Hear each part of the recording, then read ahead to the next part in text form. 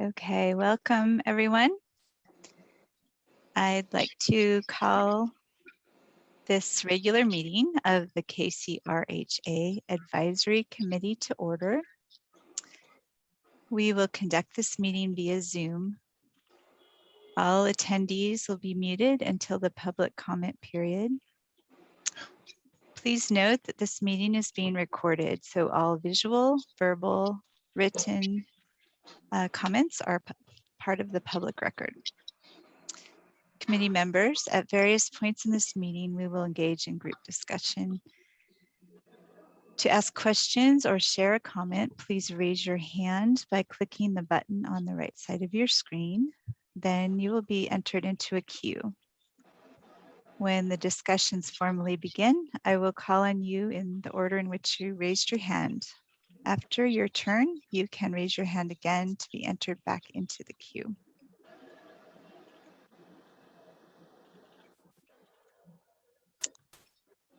So I'm going to now take the roll call to see how many of us there are.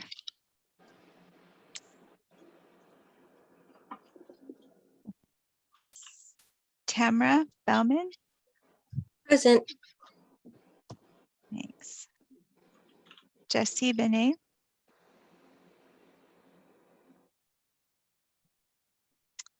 Kelly Brown.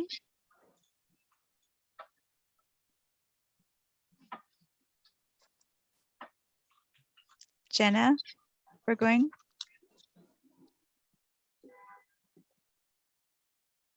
Dan Burton.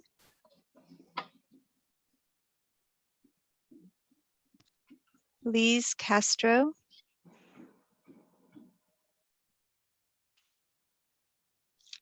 Shanae Colston. Brianna Franco.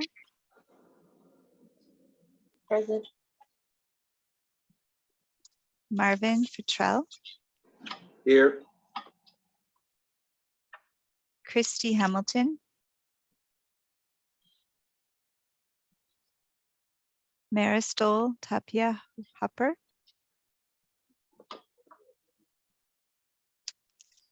Benjamin Meesh. I'm here. Hello. Nawishimi Nightgun.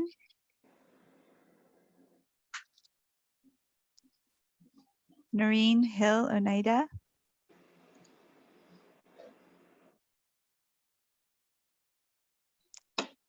Linda Peoples. Christina.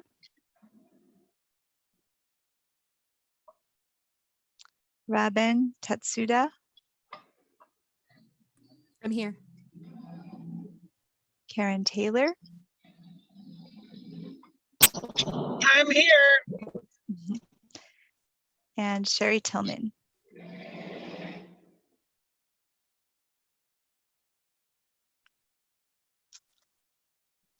Okay, so.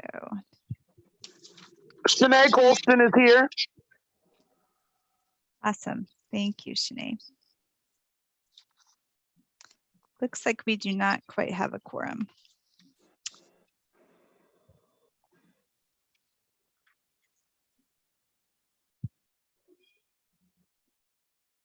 Okay.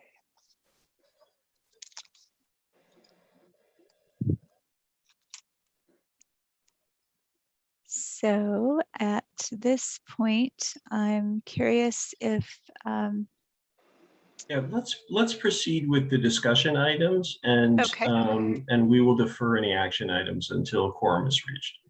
Sounds great.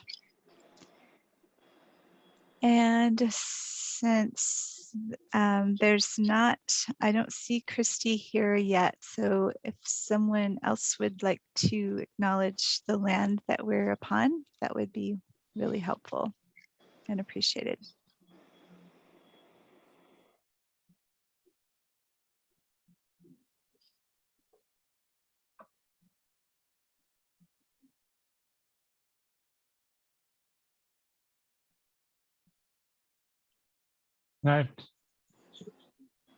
Well, I guess I'll go ahead. just unless anybody else would like to. Just to acknowledge that, the land that we're on, that we're on the traditional land of the first people of Seattle, the Duwamish people, past and present, and honor with gratitude the land itself and the stewardship going back thousands of years of the Duwamish tribe and other tribes and throughout all of King County that we cover. So I have something more better prepared, but wanted to at least make sure that acknowledgement was done. Thank you. very much.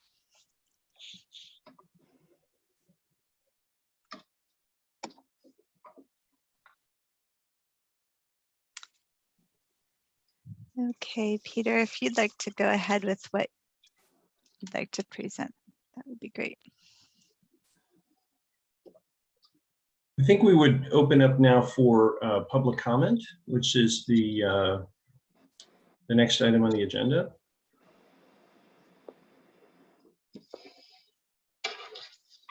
So we'll take public comment now. Sorry? Is there people waiting in the public comment? I do not see anyone so far.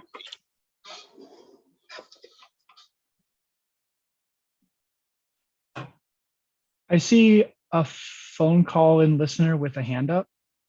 I see that as well. So each individual will be given 2 minutes for a public comment. So call in listener at the phone number. Would you like to unmute yourself and speak?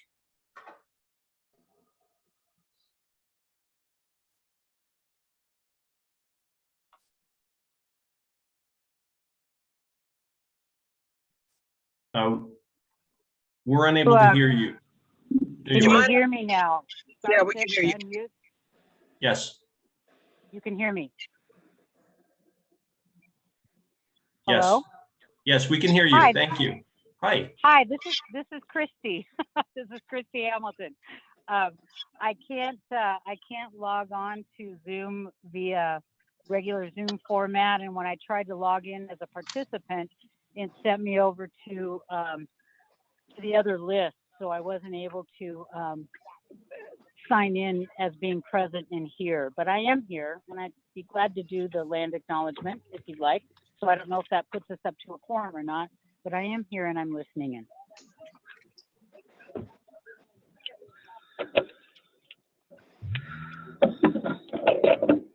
Thanks, Christy. I appreciate your perseverance and coming into the meeting through whichever means, whatever door necessary. Thank you. So Ben gave a land acknowledgement. Maybe we could come back to your acknowledgement in the next meeting and then Great. just Okay. make available time for public comment. Are there any other people calling in who or attendees who would like to make public comment? Do you, Peter, do you have a quorum now with my attendance? No, I don't believe so. Okay. Hi all, it's Oh, Jessie today. I'm on calling in too because I'm on vacation, but I didn't miss this meeting. So I'm the 206 number if somebody wants to change that to read my name.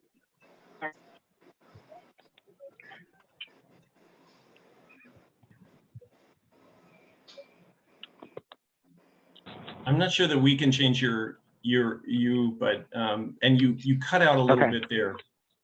The host Is can. it better now? Better. Is it better now? Okay, I switched to my headphones. Okay. Are there? Sorry, Maria. Are we at quorum now, or I wasn't keeping count? Yes, we are. Well, Yeah, actually, quorum. no, we need one more person. Sorry, we need. Could you half of- tell me exactly how many we need to meet quorum and what that even means? Like, I don't even know what that means. So I would like some definitions and some, whatever our rules and regulations are around that, if that can be please explained to me, because I've never experienced that before. No, that's perfectly okay. So in a public meeting, where there's does it every meeting. Sorry, Christina, could you mute for just a second? I don't know how to mute. Oh, you just did it. So you figured it out pretty fast anyway. So Sinead, the public meetings of committees and public bodies have a membership. Quorum means that the minimum number of members to reach a decision has been met. So obviously you don't want a committee meeting where one person meets, and like takes a decision, the other people don't know that that's happening. So public meetings require public notice. They require attendance by enough people to be, responsible for the decisions of the body. And that's what quorum establishes. And so that just means the minimum number of people to take a decision. So you can have a public meeting without achieving quorum, but there's it would takes information only. In order to reach a decision, you have to have quorum. Okay. Thank you. And how many people do we need for this quorum? I believe we have a total of 19 members, so it's my understanding that we would need at least half or more than half that. So that would be 10 persons. And I count 9 so far. Thank you so much. Thanks for asking. It's a perfectly reasonable question. Okay. So we are in public comment, but I don't see any other hands coming up or any other people coming forward. So we will then close public comment if there's no other folks present. Christina, your hand is still up, so I'm assuming that you would speak if you wanted to.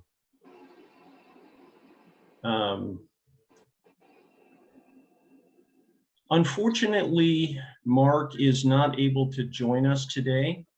So I'm gonna pass over Mark's agendized item and let them pick that up. They will be presenting the staffing plan at the implementation board and the governing committee meetings, which are back-to-back this month, coming up next week. So that will be the first sort of administrative hurdle to get the staffing plan approved and then begin posting for those positions. So this is just a quick update on their behalf, Mark not being present. Moving to the next item, committee co-chairs discussion and vote. Obviously, in this case, we would not take a vote since we do not have a quorum to take a decision. But I believe we do. Sherry just arrived. Right, no one can leave if you want to take a vote then. So moving then to the next item on the agenda, committee co-chairs discussion and vote. Again, this was agendized for Mark to lead and me to support. But the questions in front of the committee are, how do you want to organize yourselves? How would you like to, structure this? It is standard for an organization to have a chair. Karen, I saw your hand. Just give me 1 second. It is standard for committees to have a chair. There are many ways of addressing that, but in order to hold meetings in order, if they get out of order, and to remind people of the rules, typically there's someone who has the job of playing umpire in that role, which is ultimately what the chair does. That role can rotate, it can be shared. There are many ways of doing it. So that's basically like, so the discussion was really around that. So Karen. Yeah, thank you. I am concerned about the report that Mark is turning in. I thought you said staffing report. Wondering, are we going to discuss that? Or are we going to get a copy of that? Or have I already got one and just didn't read my emails, which I definitely have a problem doing. I get too many. And also, I think it's very important that we elect a chair, and that my vote would be to rotate it. That way everybody gets a chance at it and nobody feels like or gets empowered, and we deal with the power dynamic. Also, I heard Sinead's question. I thought it was excellent question. I don't like rushing through a flurry of words and procedural stuff and systemic stuff that's been embedded in different systems that we're doing. I want to do definitely do something new where everybody feels empowered. Everybody on this committee feels empowered and is a voting member. It's just very important that the people at a grassroots level be just as important as people that have been doing this for 20 years, and that they feel as important, and that they don't feel shy when we're going through stuff and they have a question in their mind. They don't feel like they're gonna mess up the meeting. I could care less about messing up. I'm gonna mess up every time, because it's important that we empower ourselves and that we take charge and step into our leadership roles in this position on this committee. That's what I was gonna say. Thank you. Thanks, Karen. I totally agree, and I really appreciated Sinead, asking the question, and I really invite folks to flag any terms or whatever that looks a little like sideways. Okay, and I appreciate that. So, Karen, so there were 2 points. One was on the staffing plan. That is a responsibility that was laid out in the interlocal agreement. Mark is responsible for giving the governing committee a staffing plan, which is, immediate hires that need to be done. That will be presented at those meetings next week. It has not been circulated yet. Okay, so it's in process, and it would be the initial plan to sort of get things going. I hope that was clear. But if we'll send out to the committee members the links for those meetings. Okay. Well, yeah, that's perfect. I was going to ask for the link. Renee, hold on 1 second. One other thing. I heard that Jason Johnson was hired, and I was wondering, how did that happen? Were we supposed to vote, or who voted for that? Like,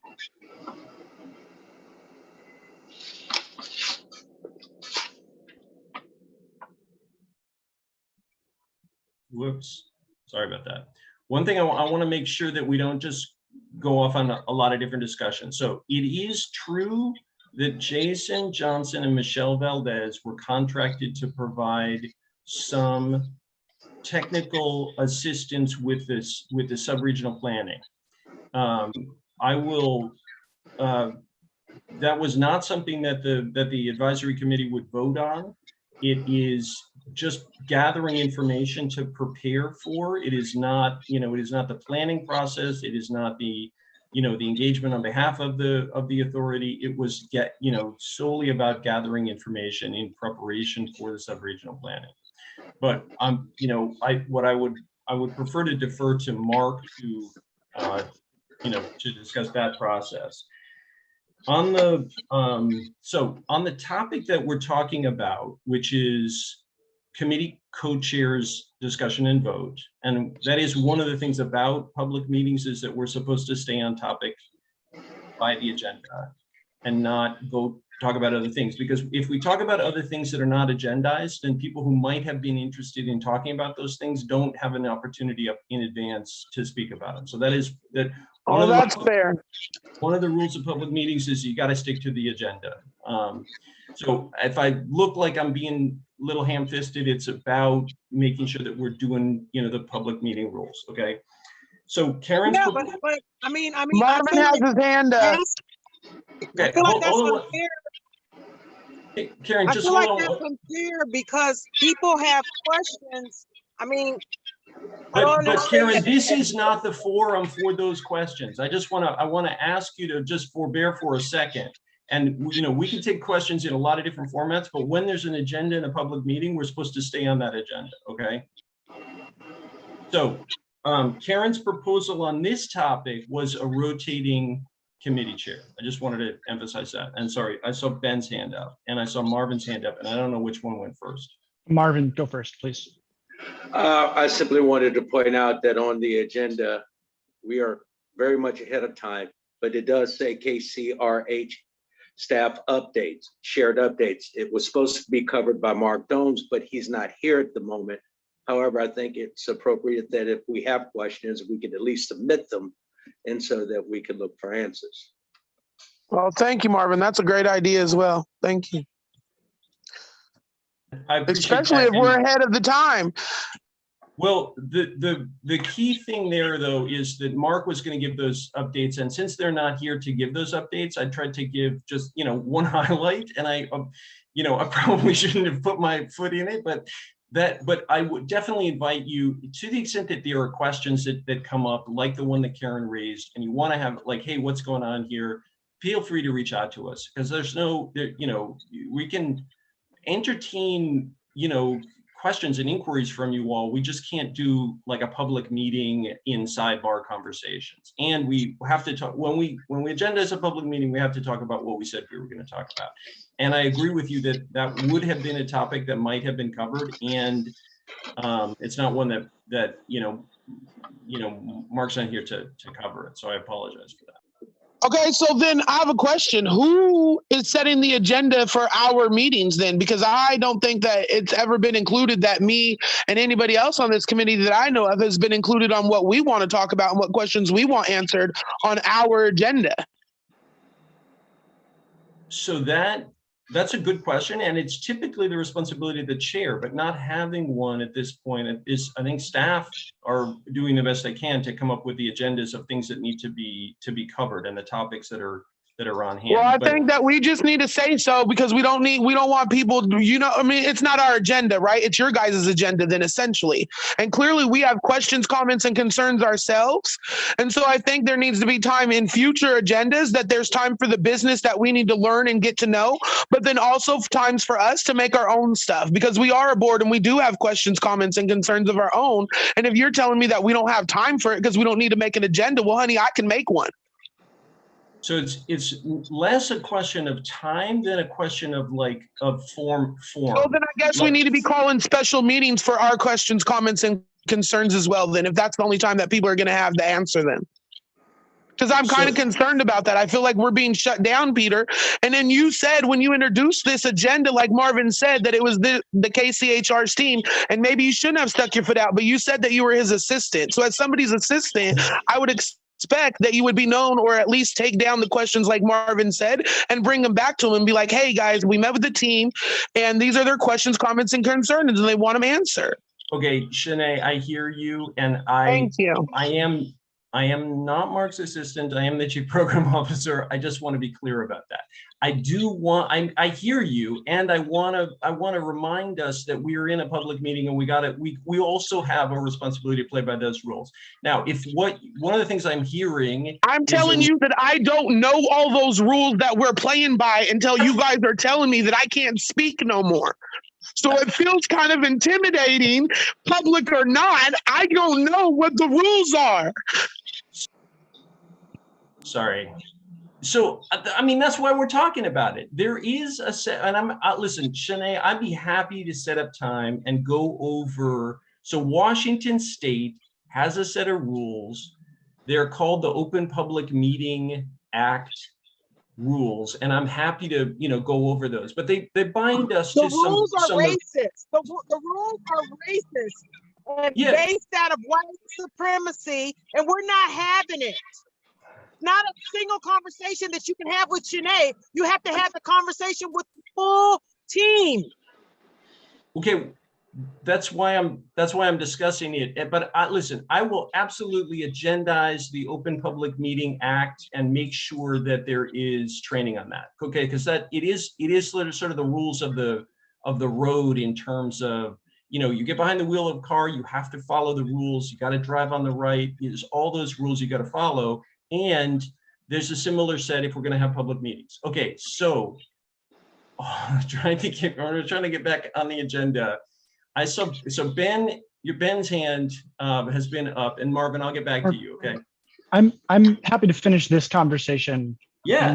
I wanted to talk about the committee chair structure. So let's finish this course. first. So Marvin, if you wanted to continue on this conversation. It So was I'm the going to same tell you thing, this which is the was last the thing that same- Shanae is going to say here today, Jesse? because I'm really upset, and this is the last thing I'm going to say. I'm not voting today because I don't know the rules, and you can't make me play a game fairly, adequately, non-racistly if I don't know the rules. So I don't care what chair you want to. I don't know what a chair is. I don't know what the rules, guidelines, and all that is behind it. And so until I'm informed, I'm out. I'm not voting. Okay, that's totally fair, Shanae, and it's not necessary for us to take a decision today. I think it's important that we discuss this, and I think it's really important that everybody feel comfortable with the decision that gets taken. So, you know, what was agendized was This is Jesse. Can I jump in when there's a minute? Sorry, I was on mute and I'm on the phone, so I can't raise my hand or do any other fancy. No, that's okay. Whenever So there's a second, can I jump in? yep, Jesse, I wrote you down. You're in queue with a virtual hand up, a virtual hand up. So Shanae, I hear you, and I listen. This is a public meeting, and it does have a certain set of structures, and I'm more than happy to sit down and go through with everybody here what the Open Public Meeting Act rules, you know, sort of require of us. They're intended to make sure that people have access to public meetings, not the reverse. It was really designed to shine light on meetings that take place in secret and secret decisions get made. This is really an attempt to get around to open open meetings up so that people have an opportunity to see and discuss things. But that's, you know, they do require us to do certain kinds of things like print our agendas and give people notice and stick to an agenda. And if it's a discussion item, it's listed as discussion. If it's an action item, it's listed as action, and those kinds of rules. But like, rather than give you a truncated version in an agenda item that's focused on something else, let's set up a time, and, you know, we can do a special meeting that's just training on the Open Public Meeting Act. We can agendize it in one of these meetings, you know, or you know, and I will send out a link to everybody about what that is, okay?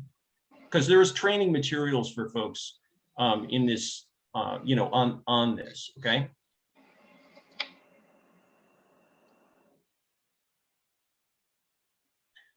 Okay, so I want, like, getting back to hands, I think that you, Marvin, are you pointing at Karen? I can't, like, you're in a different square. You're pointing at somebody who doesn't have the hand up. Marvin, sorry. I do have my hand up.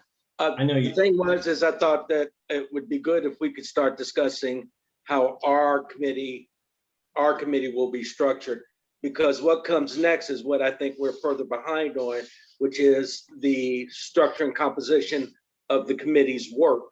Yes. As we move forward. I mean, it's kind of one step and then the next step. I do believe that we should record our questions and answers as we go through, if we're not going to take a vote, just so we can share them with others when we do receive a quorum. Next time we have a quorum.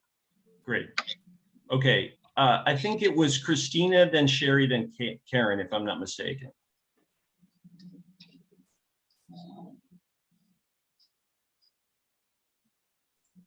Christina, you're on mute if you're talking to us.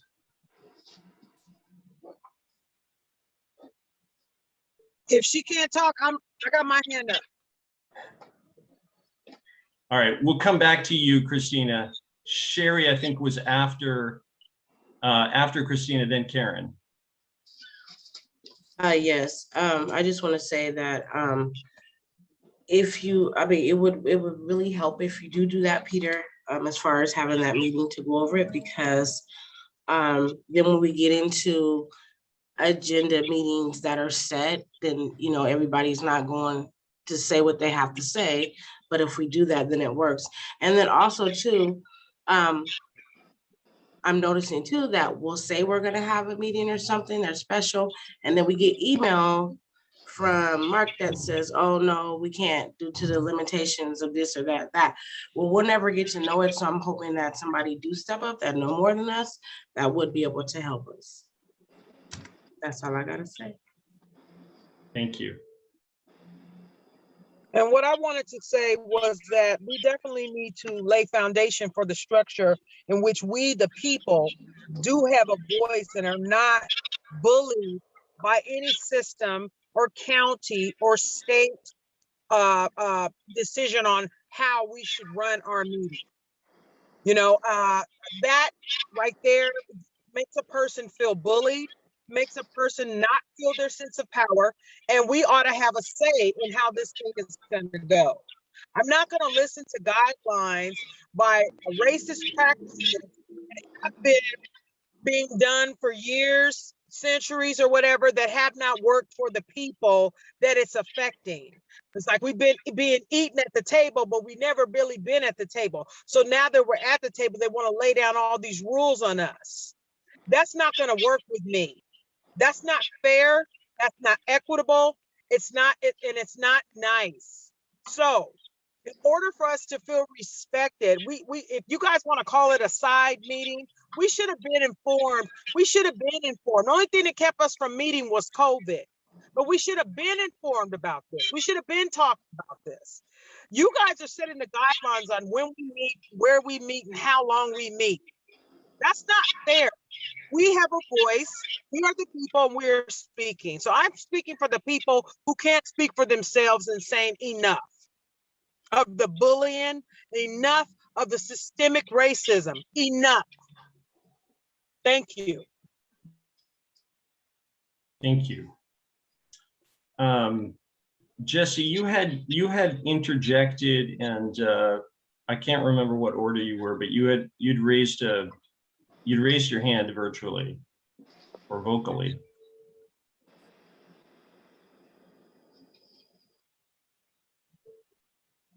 Jesse? Jesse, we'll come back to you.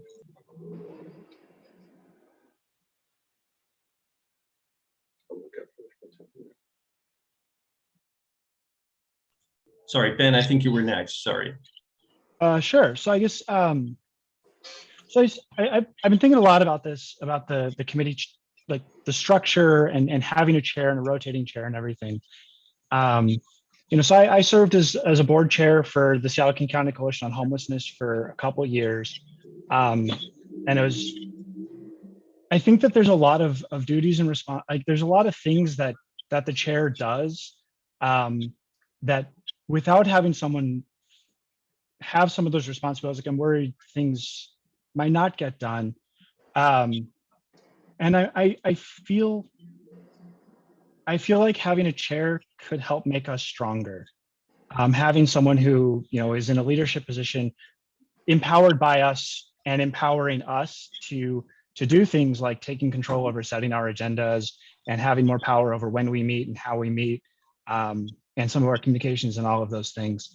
And at the same time, like, I'm also very willing to accept that, this is what I know, right? Like, and it's absolutely rooted in a racist structure of power dynamic, and that I haven't seen other alternatives. So I'm just like, with how important what we're doing is, and with how much we've got to do quickly, like I kind of lean more towards maybe having a chair for a year and having someone that like we all choose and empower, rather than maybe like every single month, because I'm just worried that if we just don't have someone doing it, that we're going to continue to be really, really reliant on, KCRHA staff to fill in all of those gaps that we maybe could be doing, empowering ourselves to do.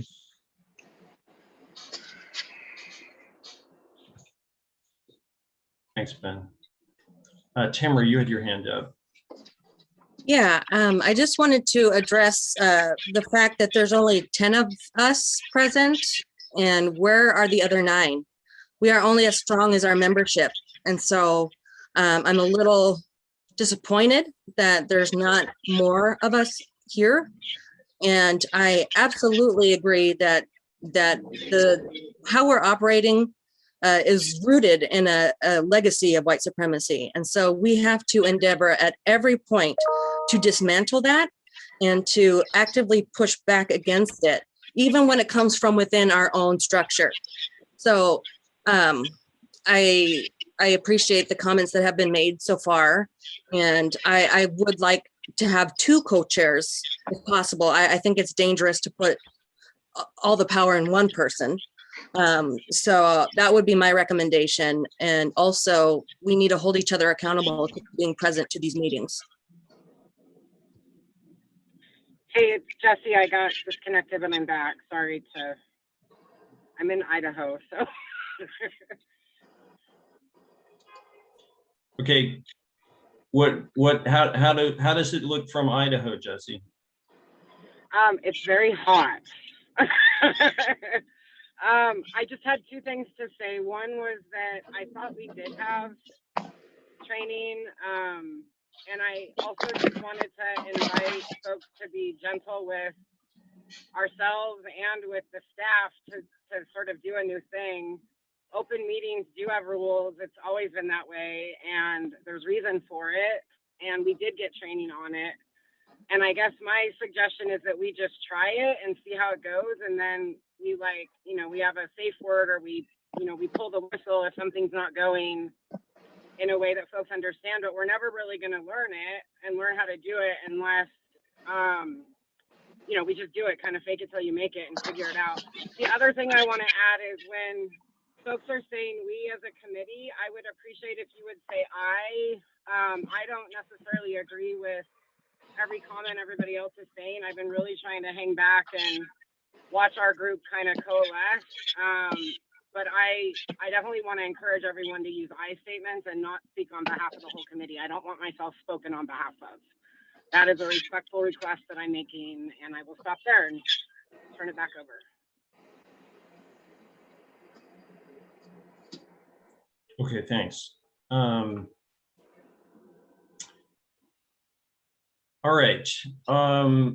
I see that Antoine, who is in who is on KCRHA staff, has his hand up on this one.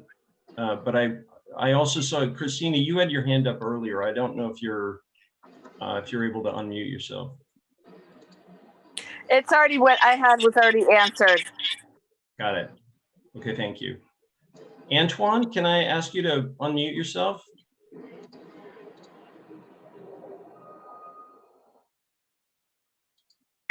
Great. So I've been trying to unmute myself to like weigh in and say, one, that we had quorum about 40 minutes ago when there was only 9 people on the call, so that we could actually get to the decision making.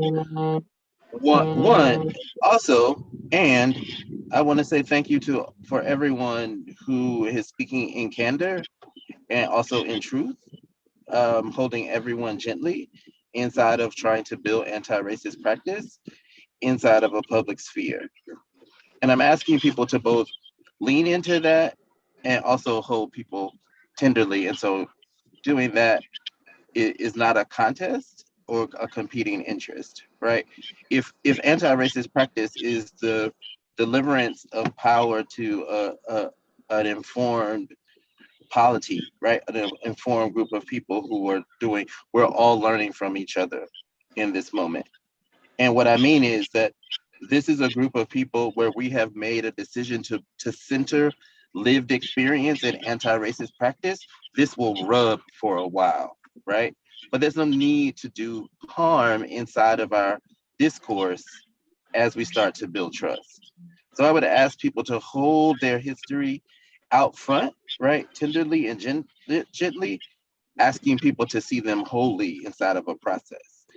And so as we are a committee of a public entity, we are constrained, right? We have chosen wisely the institution in which we will struggle to do anti-racist work and do participatory work that centers lived experience. And that will take a little bit of storming. And so I'm asking people to just hold that as we move through a process and to ask, and I see the comments. There is some, I'm not suggesting that truth and harm are equitable as a thing. What I am suggesting is that there is truth in storytelling about the history that we have and the process that we're trying to create. This is a new process that is separate and different than any other process that I'm aware of that is happening in this space. And so I'm asking for just a little bit of grace as we try to figure out how to transform, not reform, transform a system into an anti-racist practice. That being said, I'm very excited to be joining this team and to be thinking about this work. I'm sorry that you cannot see my Black face inside of this conversation because I come with all of the ancestors to this work, right? Bringing all of that with me. And so what I'm asking folks to do is to trust a process, not and not to negate a history, right? Not negating the history as we trust the process of building both rapport and trust, even as we may misunderstand each other in a public forum, right? So the thing that we are all committed to is the anti-racist practice in trying to end homelessness in Seattle and the greater King County area. And so that will take us a moment to do so. I'm not uncomfortable with any of the disagreements here. I actually feel like those are the things that we will be able to rely upon that will bring us closer as we understand what each other's boundaries are. So I really do appreciate like anti-racist talk and anti-racist practice, which is asking people to understand the lived experience that everyone is bringing to this conversation. Thanks, Antoine. And I appreciate everybody's, feedback. I don't, I don't need gentle handling, and like, I've taken worse. Okay. So like, don't, if you have questions or you have, feedback, you bring it, I'm right. I am right here. I just, we're not going anywhere. We got a lot of work to do. And I appreciate the ability for folks to just speak up and be themselves. So that's speaking from my personal sense. All right. Are there other perspectives that folks want to raise on the sort of chair leadership organization question that's in front of us?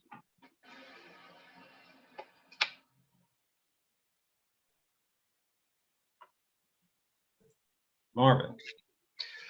How soon after we figure out how the chairing of the committee goes, does the actual work for the chairs begin in terms of setting agendas, working more directly with staff to move towards the other committee work?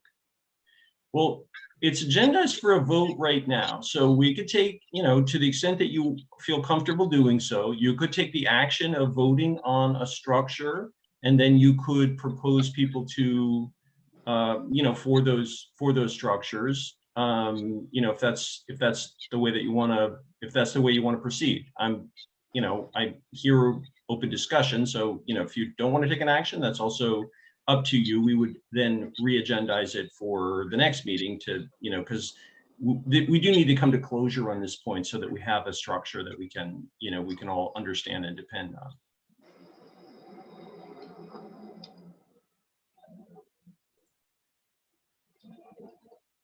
Any other hands? Marvin, you're on. I think that it would be helpful if folks understood the difference between having a co-chair versus a single chair, or how possibly a rotation in chair in conjunction with the work that the chair is going to be asked to do that's above and beyond just showing up at meetings. I think that would help the discussion along just a tad. Totally fair. Okay, so if you will give me a moment, I will present sort of my perspective of 20 years of public administrative experience of working with bodies like this one that are public bodies and have a meeting. So the chair's role is to work with staff to agendize the items that are necessary for business of the meeting. So the purpose of the committee is achieved. It is the chair's role to call meetings to order. It is the chair's role to ensure that the agenda is met, right? That we, essentially say what, first we say what we're going to do, and then second we do what we said we were going to do. So, that is the, the fundamental point is that there is a person who has the responsibility. Now, co-chairs is a, that's a structure that is less common, but is, is out there, and is, then who's responsible for a given meeting might rotate. So a person might, have one meeting or one agenda item, they might pass it back and forth. They might go back and forth in a given meeting. Typically, you'd want to have chairs that didn't have co-chairs that didn't have a conflict, so they could keep a meeting running. Often these structures, just to be candid, are organized around ensuring that the business gets done, even when meetings get fractious and like go off the rails. But holding a co-chair is a good way also, particularly in a situation where not everybody shows up every time. So, if you have a co-chair and at least one of them is there, then you have a meeting that's, clearly structured. A rotating chair would mean that the seat actually belonged to the member whose job it was to be the chair that month, right? So in that sense, there's a chair, but it's not a fixed person for a period of time. It is for the duration of the meeting, and it goes between members. That model is more equitable from the perspective of distributing power and authority, but it's much harder to manage just from a practical perspective, keeping things organized, making sure that the chair is present, knows what the agenda was. Those kinds of details it's a much more challenging to just sort of manage. Obviously, if there's one chair, staff are working with that chair over a period of time. Usually the period of term is a year. It can be, you could set a different one if you wanted to. But if, over the period of that year, that chair would work with staff, you get a working sort of rhythm about how things would go. Co-chairs, similar, and you just work out a rotation. Rotation would mean that every time there's a new sort of way of doing business, it would just impose on us more of a discipline of preparing and organizing and discussing the framework for it. But it distributes the authority for the meeting in a much broader way. So those are sort of the basic organizing, principles of it. And I hope that met the what you were asking for, Marvin. Karen, I see your hand up. Oh yeah, I was just listening, and I was just going to say that although I said earlier that I feel like we should have a rotating chair because I think that's fair, as opposed to two chairs or whatever. A chair puts a person in a power dynamic situation. And a chair responsibility sounds more to me like policing the meeting than it is allowing everyone to have freedom of speech. So I'm sorry if my truth sounds offensive or uncomfortable to some, but it's still my truth. Yeah. And I feel that Please don't apologize. I feel that, all of us are leaders here. And I feel that there's not one of us that should be, it's how they divide us all the time.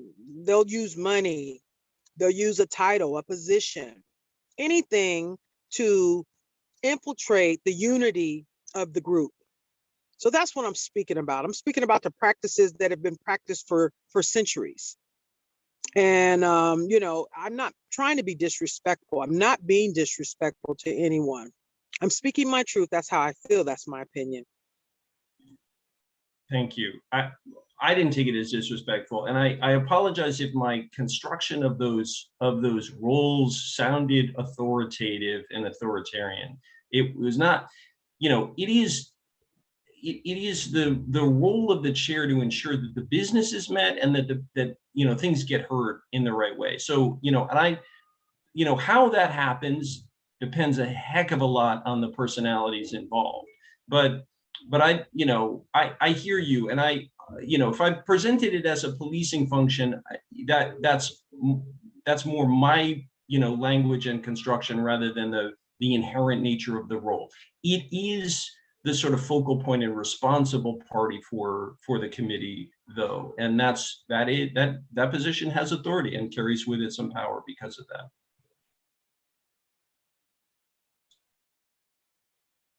Christy? Hi, I figured out how to get my Zoom to work. This is a good discussion on chairmanship, and I come to you with some experience in this realm. This is a good discussion we're having. I too agree with having the co-chairs and the staggered rotational idea, because you do a balanced power. If in our starting roles we have two people who assume the chairman role, or you have a chairman role for 6 months, say, and then you have another chair come in for 6 months. Every 6 months, a person will rotate out. You'll have a new person come in for a period of 6 months, and then the elder person rotates out. And that way you get a feeling of continuity, and yet everybody gets a chance and an opportunity to learn what a chairman position is about. So you don't lose the continuity, and you don't have to start from scratch with every new chairman. This is how 12-step meetings work. And the chairman role is basically designed to keep the meeting from going to hell in a handbasket.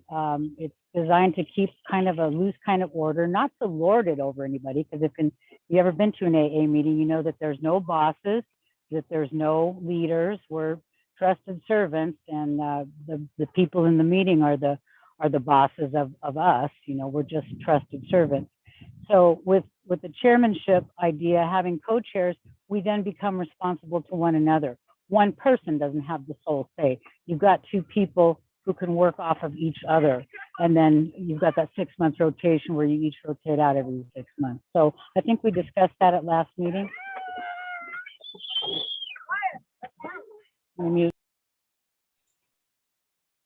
Okay. Thanks, Christy. So that is a proposal that would distribute the authority of the chair role in a fashion like the rotation, but it would be you know, a longer period of time for each person to serve. So there'd be a little bit more ability to sort of learn how the open and close a meeting and those kind of flow issues. Other points that folks want to raise with regard to the chair, and I will, you know, just continue to use a non-gendered term, chair, for that. This is Jessie. I liked what Christy said about the 6 month term.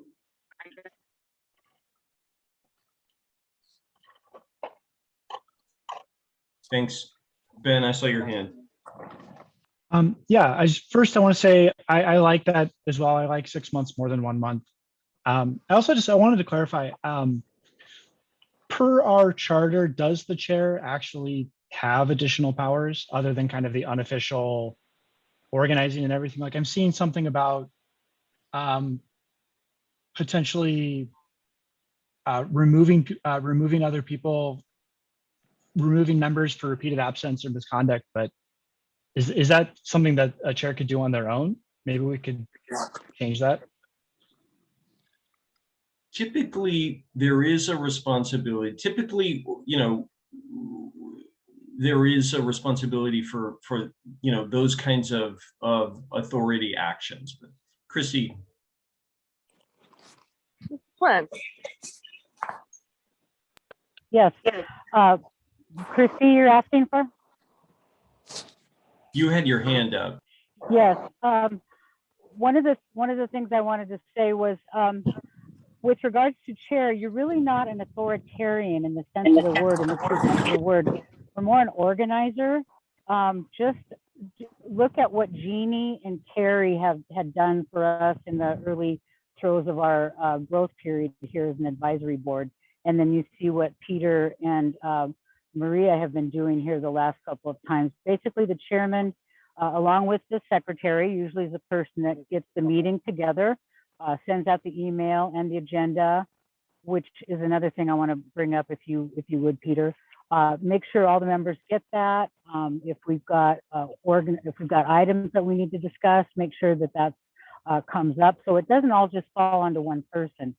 And so there's not really I don't have the right to say you out of the meeting. You know, that's kind of a sergeant at arms, and we don't have that position here. That's not, you know, we're not the Masons or anything. It's just an advisory board meeting. So the one thing I did want to say though, Peter, if I may, is that if I had been sharing this meeting, if I was the chair and an issue had come up with regards to how do we get the items we want to talk about on the meeting agenda, which is important. I mean, it is important. I would have said that, well, how I do it is I address these in an email to you or to Mark or to Anne and ask if there's time for them to be placed on the next meeting's agenda. And I remember doing that with Jeannie, and I think I did that with Mark for this last one too. And that's how agenda items come up, and they're not always going to be timely. I mean, I had to wait a month for this last period of questions I had, and they're not being addressed today. And that's how meetings go. They go as slow and as fast as we are. Sometimes they're glacial. And if you've ever been to an AA business meeting, you know exactly what I'm talking about. So that's what I had to say about that. So thank you. Thanks, Can you Christy. guys hear me? I was trying to talk before, but I think I cut out. Jesse, is that Can you you? hear me? Yeah, we can hear Can you. you hear me okay? Yep. I just wanted to say I like Christy's suggestion of the 6-month terms and wonder if, I guess my slight proposal to that would be 6-month terms with rotating people in and out. So you become a co-chair, you have a term, somebody else comes in 6 months, and then you actually have it for a year. So somebody new is coming in every 6 months, but everybody does it for a year. So you're rotating, but you get the continuity, or maybe it's 3 months and 6. So it's like staggered. So there's always like continuity because there's always somebody there that knows kind of the way things go. I don't know if I'm making sense. No, that makes sense. I hear you. Shanae, your hand is up. I get my question's for Ben. Like, where are you reading that this information is extra duties besides what everybody else is saying there is? I am reading our charter. So you're reading like our rules, right? Yeah. Right. So I kind of am concerned that Ben's reading these rules that are in our charter and people are dismissing it like, oh, that's not the way it is. But really, he's reading this off of our stuff. And if it says that that person of a chair or co-chair has those powers, clearly they do. I also am not going to be calling Peter or anybody else to be like, hey, can we talk about this? I think that's on us to do. Like, that was my point of the agenda. And I don't know, that's it. I just want to know where you were mainly getting that information because I'd like to read it myself. Again, education is really key for me here. And I hear a lot of people throwing these things out and people's own opinions, but I really need something that's written in grain that either I'm supposed to go by or that we are going to invent as a team. No I, because there's no I in team. We are a group. And we need to come to a consensus of what those things are going to be together, no matter how hard or difficult that is. Like, we're going to show up and show out. And I expect everybody to be here and speak their truth, no matter how uncomfortable or how hurtful that is. So can you, Ben, or Peter, whoever's in charge, send me a link of where I'm going to find that information? Absolutely. I'm looking for it. And continued training and education is going to be key in this. For some of us, this is a first time thing. And so when people say that we've had this training, we were trained, that's great. But some of us need more time than one or twice. We're new to this. I really appreciate that. And I think it was practice in other public meetings that I've worked with to do another follow-on training on the Open Public Meetings Act, or the equivalent that we had in California, every year. So on some level, it's not like kind of thing that you do once and like it's done. On some level, I think I'm totally with you, but I also will, will commit to making sure that we address those structural questions with regard to the forms and content of a public meeting, and then answer other questions. Ben just posted the link. I will, I think that's right, and I'll look at it, and then we'll, the committee does have the ability to to do revisions and but that gets into you get into the weeds on it. Usually those kind of rules are in there if there are egregious situations where people are consistently violating the norms. People are like there's behavioral issues that really get out and disrupt the organization of the meeting. So on some level, often those things are there but just not used, but they do represent one of the positions of authority that sits with the committee. So like, let's all commit to reviewing the charter and going through that, and then we can come back on that. Sorry, Marvin, your hand was up. Really quickly, sometimes I think we get ourselves sidetracked. The key to taking power or being able to continue education or to actually address issues that folks are raising is to figure out how our committee will be structured itself, so that our chairs can then go to work and start working with committee members and finding out what our needs are. The connection is actually attaching us to the authority so that we have ample resources with our staffers, and that our staffers are actually working on the issues that we want. Having control of your agenda is something I've been waiting 3 months for. We don't always talk about it. We started this discussion of how the committee would structure itself back in April. We simply have, and in some cases, failed to have the discussion. Others are preparing agendas where good topics are covered, but we're not tracking along with the questions that we've had or the work that folks around the committee have clearly stated in an open meeting. We don't review minutes.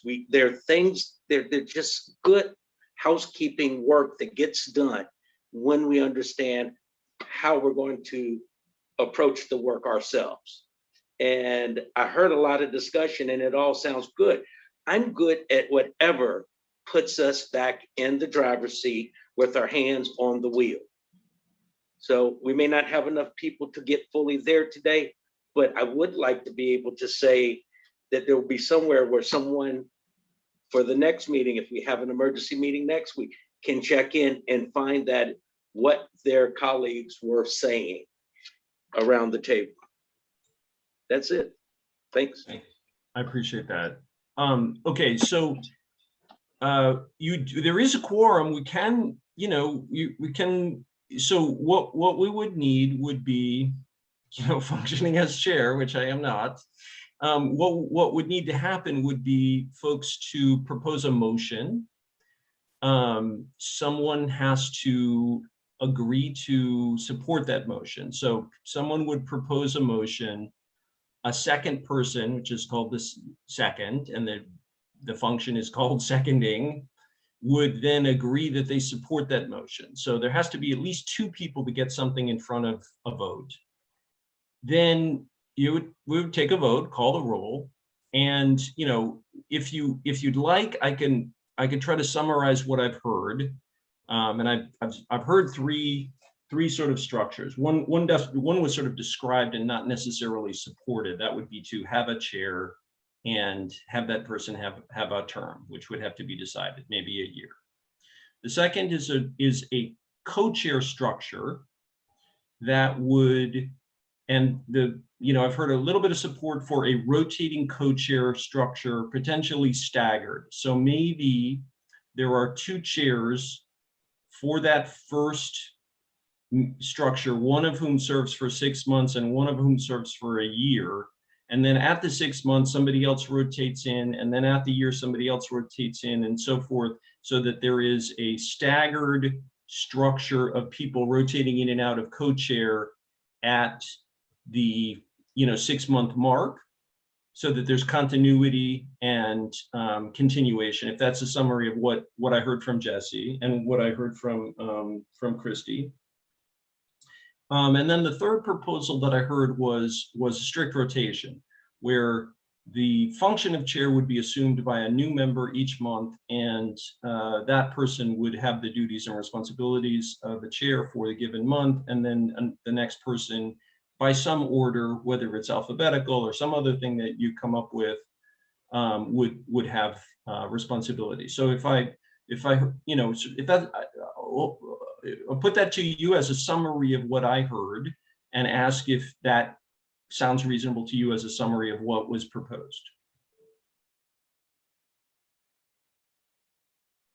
So I have a question. How long do each of us set on this board? Period. Like, what is our whole length of time that we are going to be on this board before somebody else takes our seat? Because then I guess my concern is that if we're going to rotate out, and it's a short amount of time, then not everybody will ever get a chance to do it. Really good point. I am pulling up the charter right now. 2 to 3 years.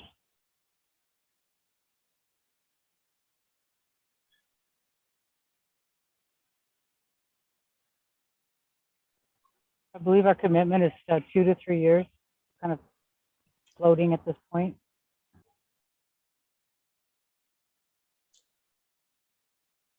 And so divided that by how many members that would have to rotate out, that's still not going to be enough. So again, not everybody would get a turn.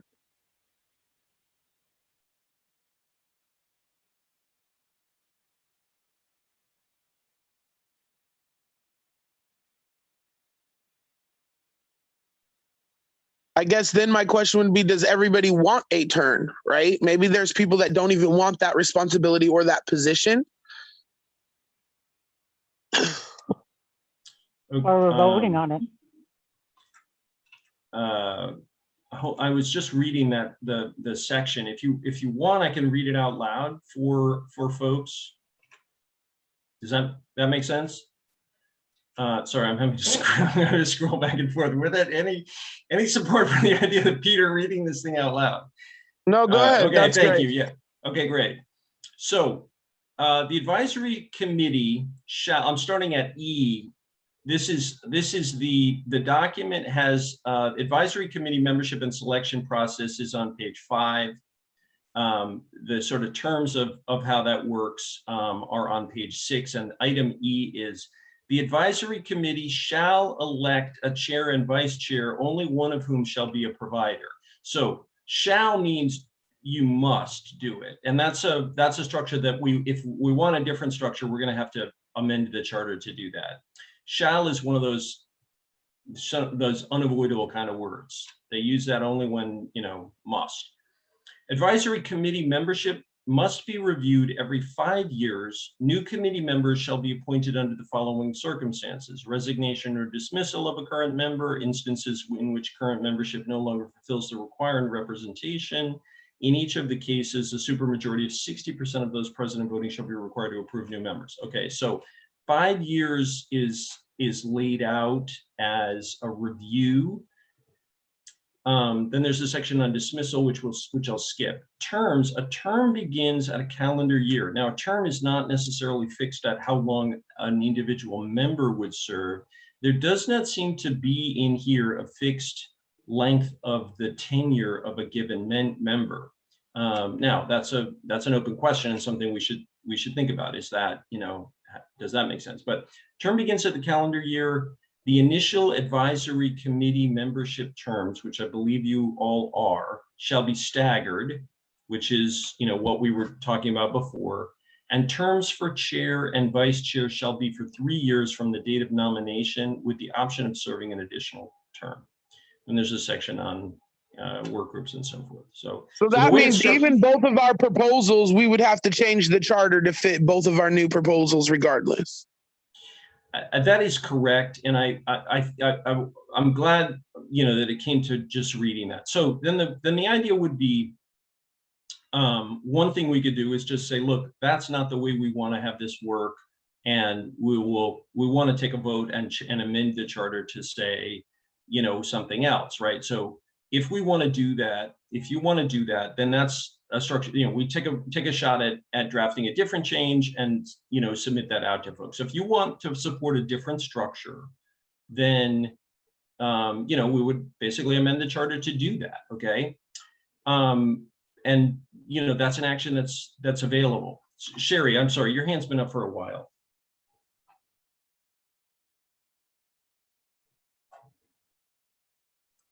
Yeah, you kind of answered my question. You all kind of answered the question now because you're reading over that and I'm just listening to it. So never mind. I don't have a question. Okay. So hearing the different ideas that have come forward, if you support the idea of co-chairs with a staggered term, then what I would ask is, you know, I would ask someone to make a motion to that effect, and someone to offer support as a second, and then we could take a vote on that. The members of the committee could take a vote on that, and then what I think we as staff would do would come back with language that would meet that need, okay? And then, you know, we could, you know, essentially sort of adopt that, and then maybe do election, you know, board elect those chairs next time if that's the way that you want to proceed. Does that sound reasonable? I would like to vote on amending the charter to meet the needs of what we just asked that the two options are in the first place. I'll second it.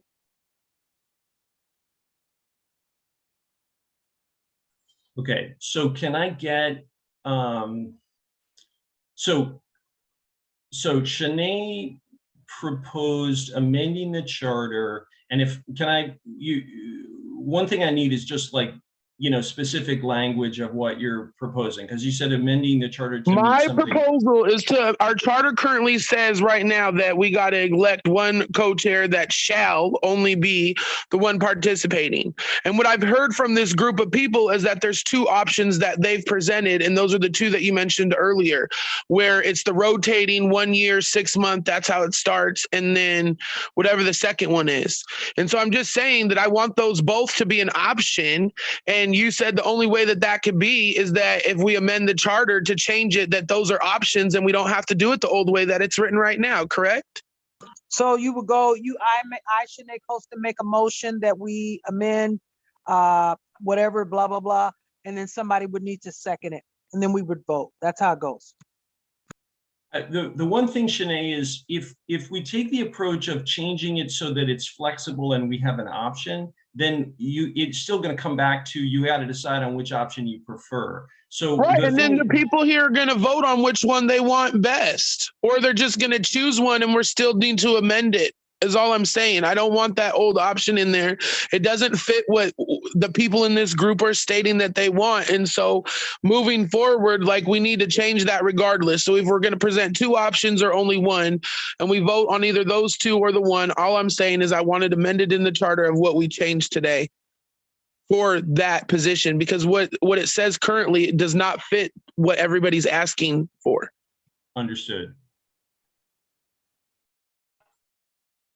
Christy, your hand is up.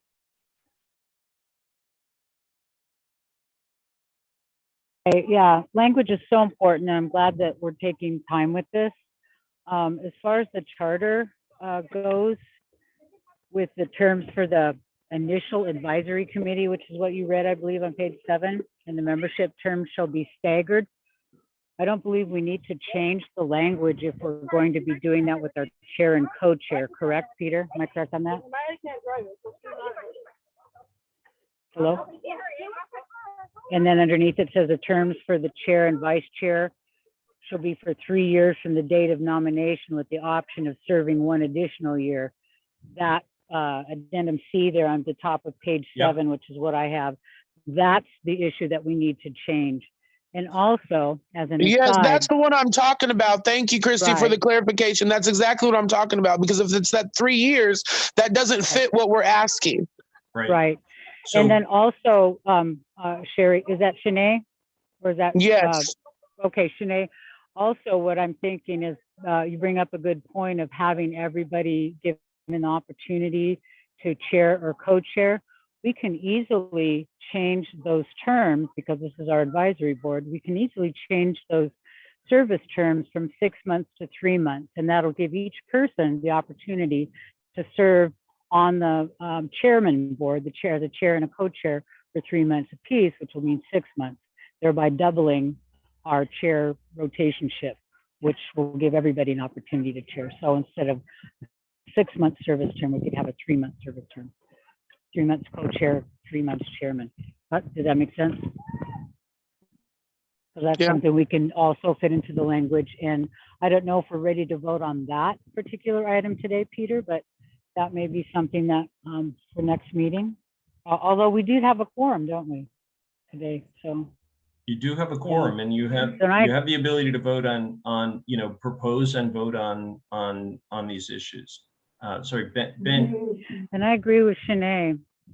I do agree with Shanae about changing item C about the terms for the chair and the vice chair, that not keeping the same chair and vice chair for all 3 years, that we want to amend that as we're talking about now. And so the vote actually should be worded, if we're going to make a motion to, do we want to have a chair for a full year, 6 months, 3 months? We want to have one chair. We want to have two chairs. And if somebody else has a better verbiage or wordage, way to word that motion, bring it. Okay. Ben, your hand was up. Yeah, I absolutely agree. I think that we should change that provision. But I do feel uncomfortable. Heck, I feel uncomfortable voting on even a governing structure with only 10 members here, and when folks haven't had time to see something in writing and think about it. I got to be honest, like I feel very uncomfortable with changing the charter. I would love to set this up for us to take on next month, and then maybe get some proposals of some draft language to look at and consider. Like I think we're going to have to do it either way. But I'm a little uncomfortable with changing it right now when I haven't seen exactly what it would look like just yet. Tamara, your hand was up next. Can I address that before Tamara goes, Ben? Could we get Maria to just summarize this and send it out to all members saying, we took this idea came up. Could you please look at this? We want to bring this to a vote. Can you decide whether or not you want to vote to amend this? And then we don't have to spend 30 minutes at our next meeting discussing what we've already discussed, because Ben is right. Everybody should be aware of that. And then we give them the opportunity. If they don't respond, that's on them. We've done our Then due we hold a diligence. special meeting and we go ahead with the vote moving forward. That's an idea I don't too. even want to wait until the next meeting. I think we issue out an email. This is what's good. This is what we proposing. If y'all on board, cool. If not, then we're moving forward on this day and time and holding a special meeting. That would speed things up. Sorry, Tamara, your hand is up. Yeah, I agree with Ben that, all members should have a vote, but I also kind of want to get real with the members who are not here and encourage them to either let people know if they can't attend, or if there's another way to get their input, because it's pretty frustrating to me to be part of this and only have half of us present, especially when we're working on a very tangible goal of the emergency housing vouchers. We need your input. We need to be on the same page. I'm sorry, maybe I should be using but I would like for us to be on the same page, so that we can effectively get people off the street and into housing. That's what should matter. That is really what should matter. And so that's my goal. But I also don't want to create too much of an administrative burden on us by having it be like every 3 months or every 2 months. I like the idea of a 6 month, chairpersonship. And so, but, I'm not married to that. I just think we have to be mindful of not putting too much of an administrative burden on the team or on the group as we move forward. Thanks, Tamara. Marvin, your hand was up next. I think what would help the conversation and the piece that is missing when in terms we're talking about chairs are, it's not the only work the Continual Care Board will be doing. There's 6 very clear work areas that will require participation by our board. Chairs are a great thing. Chairing this meeting allows us to connect, make sure that the information we want gets on. It's not the only work. And if everyone doesn't chair, I sure hope everyone takes a hand in the rest of the work that is in front of us. You know, I will, if you need a motion, I'll be happy to motion, you know, that we decide upon a way to chair this meeting so that the other work can begin.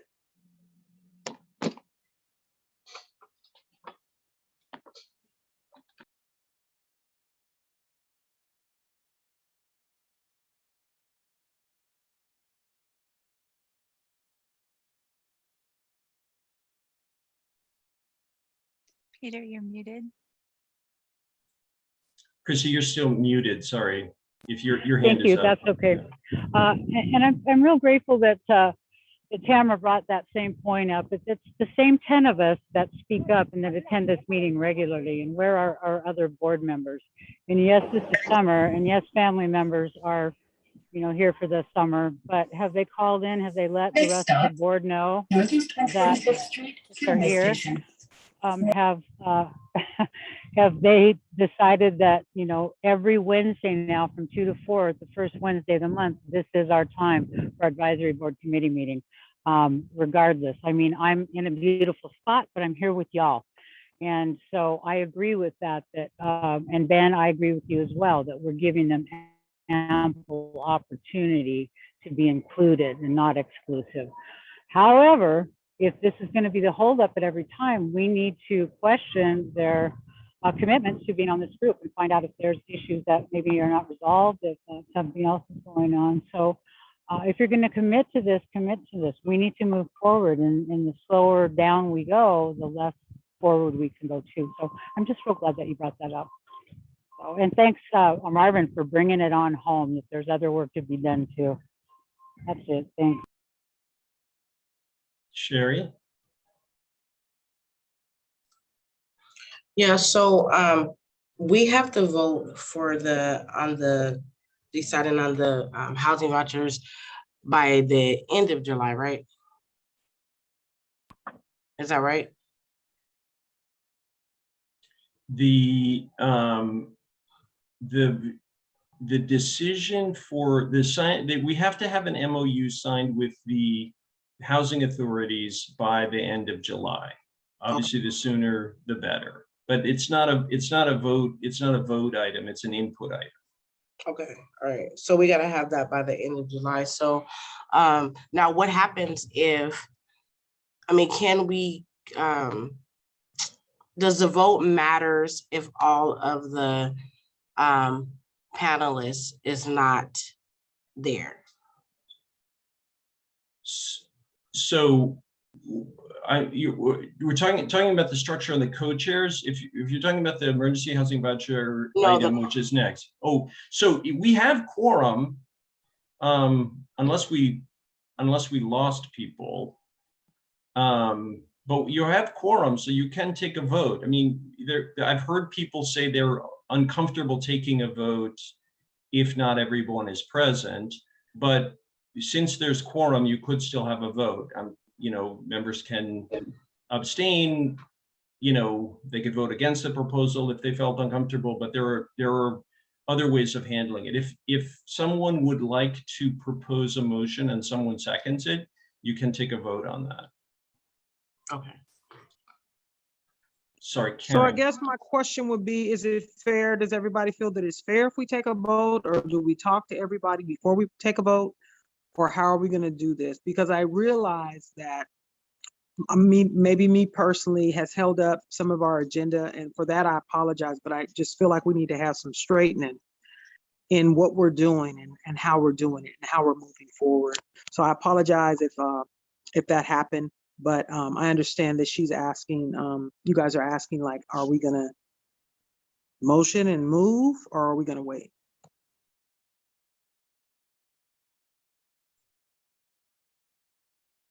So effectively, this is a discussion for you all to take, to come to an agreement and make some decisions within the body of it, right? So, if I'm coordinating this, I would ask for folks who would like to get this accomplished now to propose proposed language. There's two sections of the charter as I'm reading it. One is that section I read, E, the advisory committee shall elect a chair and vice chair, only one of whom shall be a provider. That would need to be amended to cover, a different structure. And then the second piece was the one that Christy was reading out that talked about terms for the chair and vice chair shall be for 3 years from date of nomination. So if you want to have a different set of dates there, that one would also have to be amended. So one could, if we wanted to make a motion and you wanted to vote on it now, you would propose a motion that we amend the section that discusses the structure E. So the advisory committee, for example, would say the advisory committee shall elect 2 co-chairs whose terms will serve staggered terms every 6 months, something along those lines. It says in the original, it says only one of whom shall be a provider. So, if that's a piece you want to maintain, then, that would have to be taken into account as things rotate. Marvin.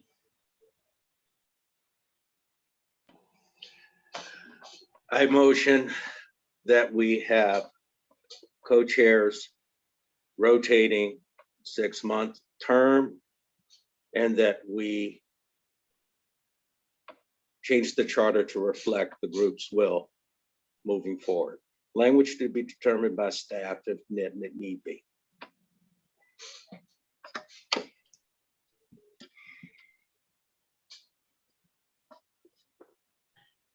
So there's a motion in front of you. Someone would need to support Marvin's motion as a second.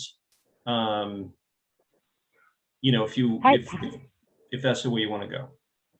If you tighten up that language a little bit, I'll second that, because that's basically it, Marvin. To have a chair and a co-chair reflecting 6-month terms for the duration of 3 years, but to change the advisory charter to a TBD change, is that acceptable? I'm open. Yeah, I'll accept the amendment. So we're voting for an intent to change the bylaws, but we're not actually voting to change the bylaws at this time. No, we're just making a motion. Okay, I'll second that for you, Marvin.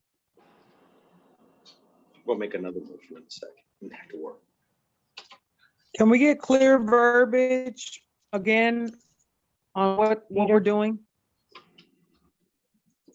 Peter, you summarized it so nicely earlier.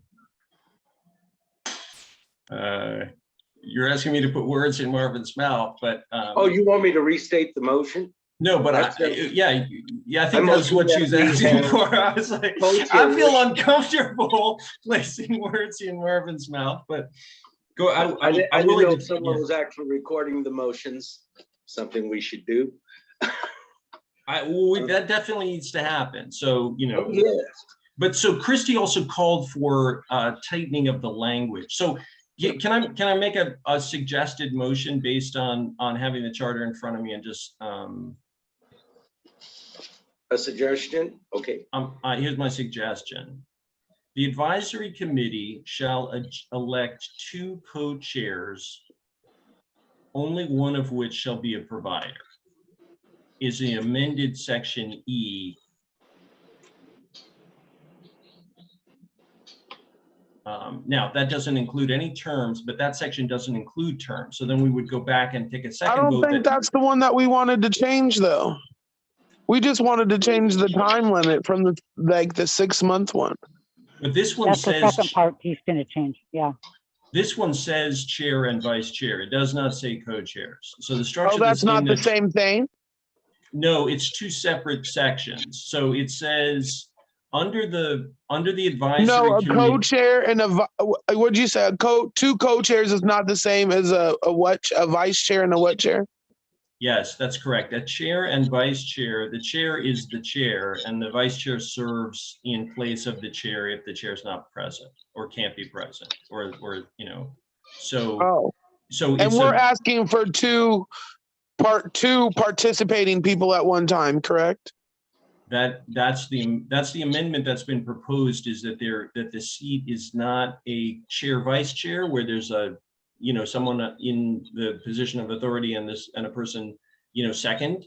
There is two co-chairs who have equal authority. Okay, thank you. Yeah.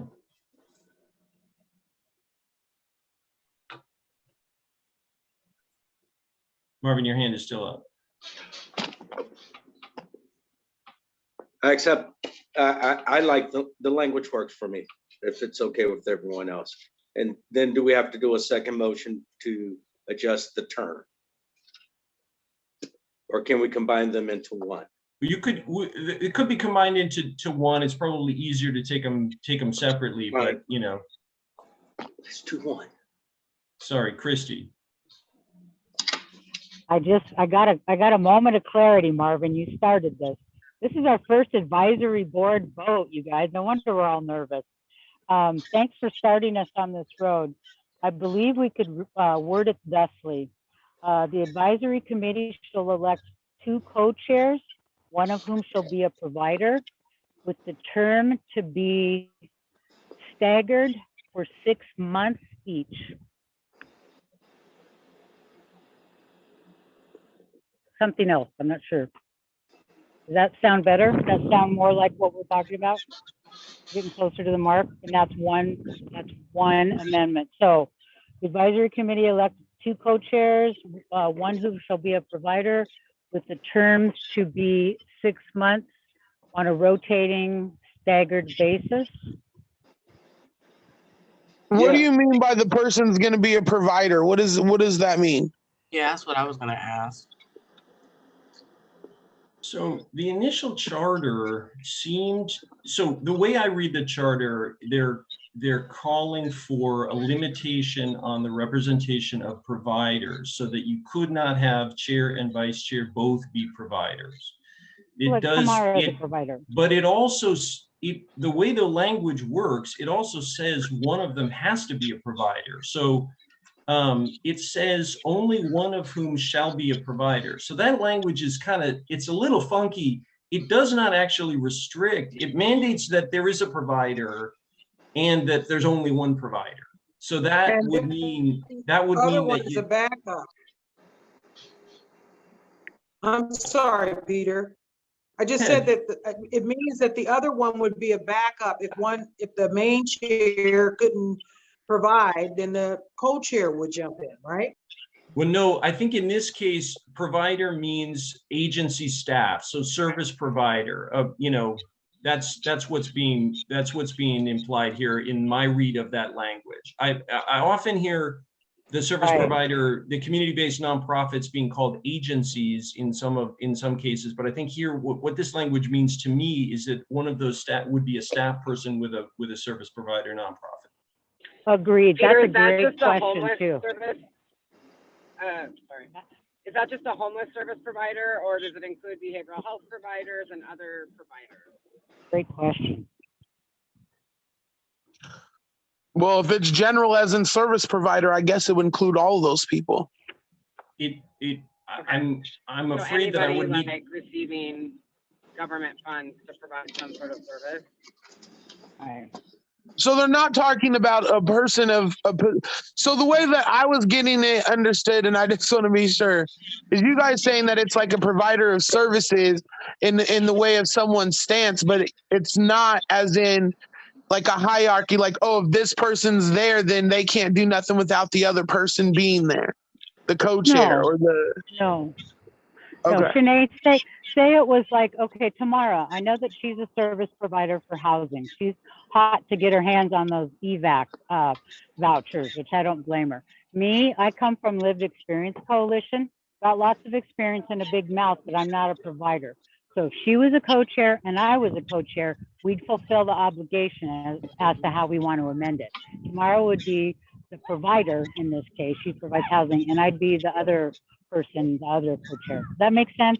That's a great question. Yeah, that's way better than what I was thinking. Okay, yeah, I'm glad that brought up because I thought, wow, I didn't understand either. Okay, good. And it's kind of like the way that they designed the board, how we got hired, where they had you know, providers, and then they had lived homelessness experience as well. So that's how they designed the board. Yeah, so it sounds like that's the way that they would have. Yeah, pair us up. Yeah, I think so. Yeah. Okay, so the advisory committee shall elect of 2 co-chairs, one of whom shall be a provider, with terms not to exceed 6 months from the date of nomination and not to exceed 1 year in total. Because if you start as a co-chair for 6 months and then you rotate to the other chair position, it's like sitting in the left seat of the chair up at a desk. You got that position for 6 months. Then you move to the right chair, you sit there for 6 months, and then Ben comes in and sits at the left chair for 6 months. And then when my 6 months is up, I leave, but I've been there for a year. And then Ben sits in my seat, so he gets a full year there.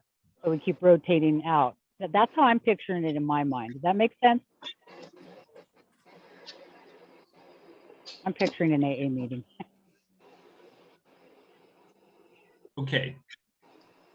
So I appreciate the discussion, and the one thing is, if you're gonna change the language, the service provider language, or provider language. Earlier on, they talk about service provider, so it's very clear to me that that's the intention.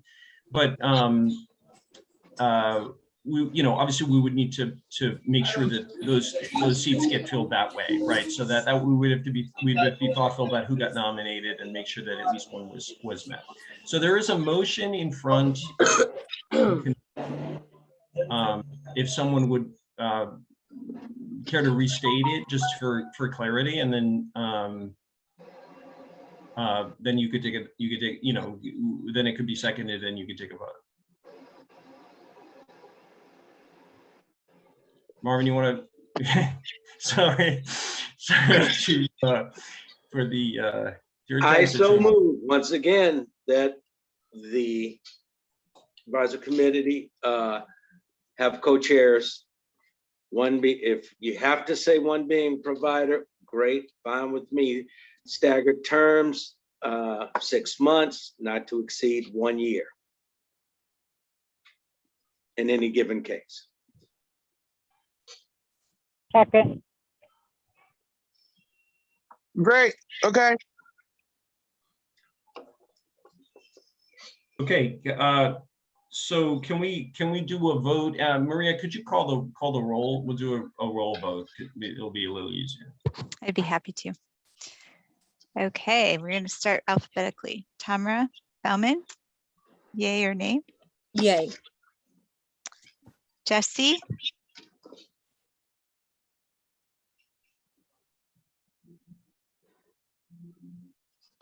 Kelly Brown? Jenna Burgoyne? Dan Burton? Lise Castro? Shanae Colston? Yes. Brianna Franco?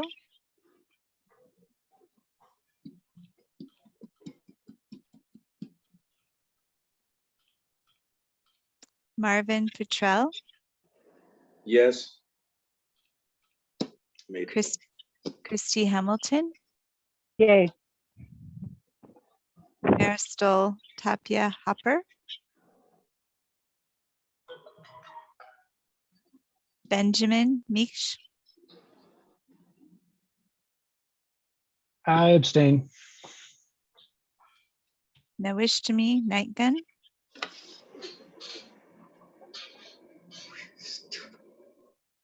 Noreen Hill Oneida,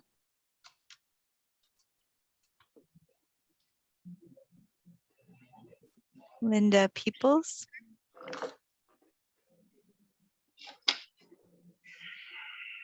Christina,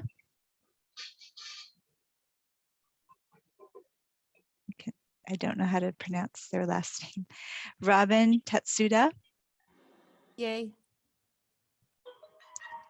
Karen Taylor, No. Sherry Tillman, Yes.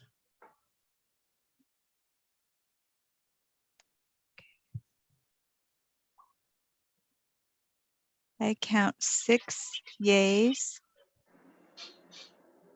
1 nay. Did you count Antoine? Is he part of our voting block? No, he is No. not. Okay. My bad. There's 1 abstention and the rest are all absences. And I just, I didn't hear what Tamara said, what her vote was, but I'm definitely concerned that there aren't enough people. I don't know. I'm just kind of confused and I just want to do things right. Mhm.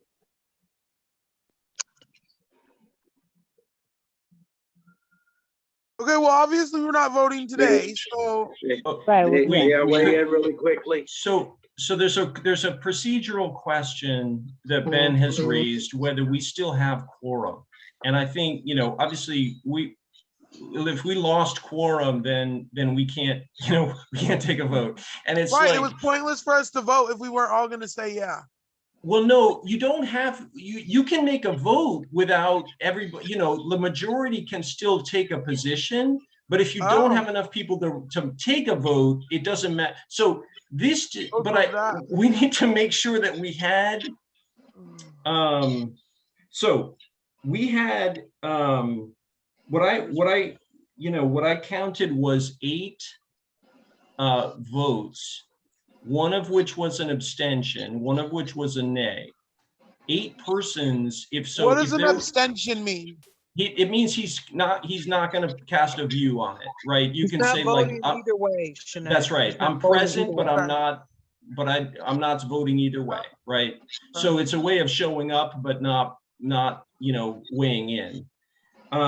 But 8 persons, I'm sorry, did we miss someone? I saw Brianna Franco,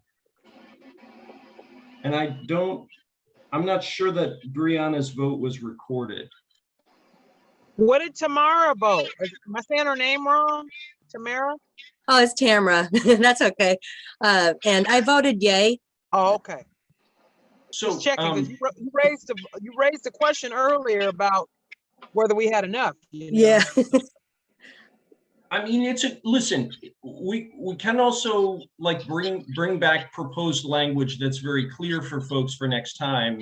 That's another thing. But like, I just need to make sure that we had enough people to actually take a vote, which if I'm counting now, it doesn't look like we did. But could I ask Brianna, could you unmute yourself if you wanted to vote or abstain?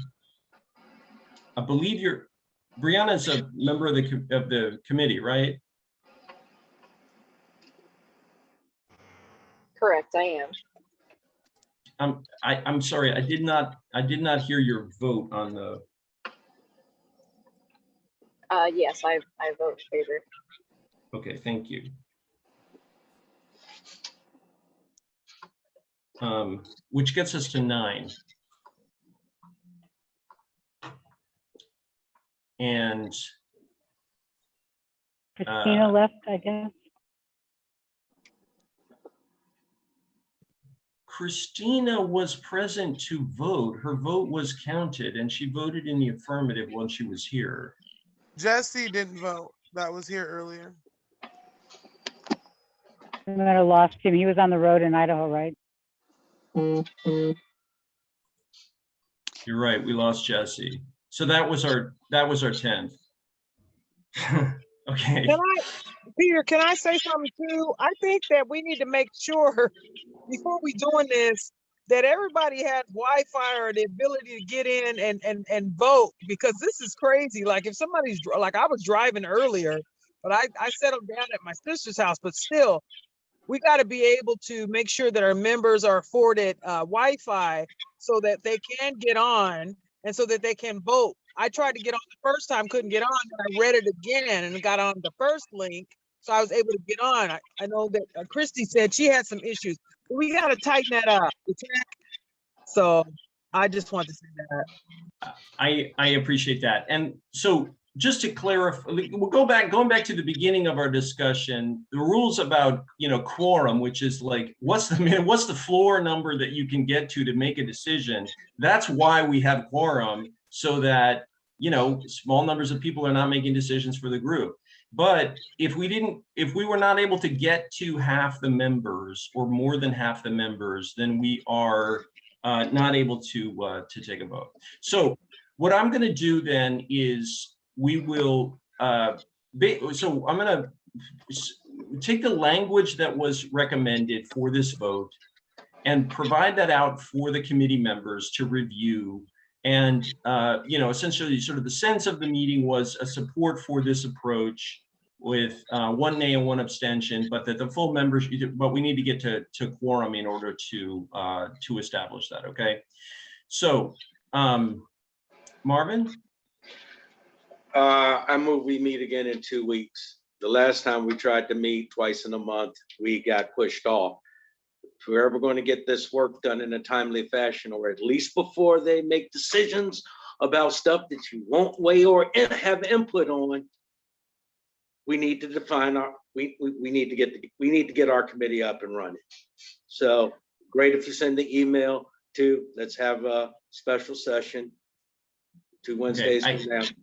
I hear so you. That we can actually fulfill it and not wait till August when we actually have no chance as a group to have input. So I appreciate that. We will caucus for a special meeting and try to get to quorum for a time. I mean, and I'll be candid. If we can barely get quorum for a regular meeting, I'm real concerned about achieving quorum for a special meeting. And that's just a function of, pragmatism.